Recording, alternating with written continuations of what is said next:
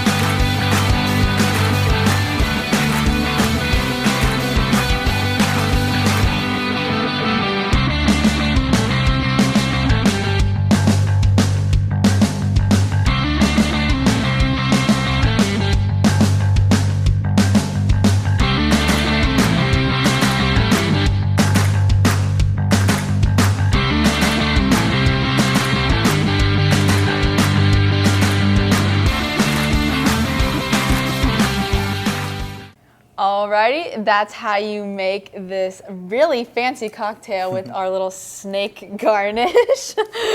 I think it's a really cute garnish. Lee likes the... I like garnishes. You know, it's really easy, super cheap way to make something special out of your drink. We did a banana one time, which was really cool. Banana dolphins are great. For our cocktail class, pretty awesome. But yeah, so why don't you tell us about this drink a little bit? So again, another Smuggler's Cove kind of recipe. Normally this calls for passion fruit syrup, but passion fruit are really hard to find around here.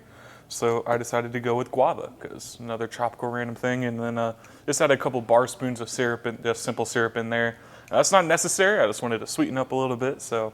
I like them sweet, so I like the simple syrup in it. But yeah. Another good thing to add would be topping this with soda. If you had a larger glass, that would also be great too. But it's kind of nice without it. Yeah, I like it. It's very refreshing. It has those orange juices, the orange in it, so it's very, very light. Yes. And I think the guava and the orange mix really well together too, so that's great. Yeah, it's a sweet drink with a lot of flavor, but the flavors are really light, if that makes sense. So. It's not overpowering at all. Right. If you want to learn how to make more cocktails, we do like cocktail classes, cocktail dinners. Our YouTube page has like all of the different playlists that you can go through for different rums here at the distillery.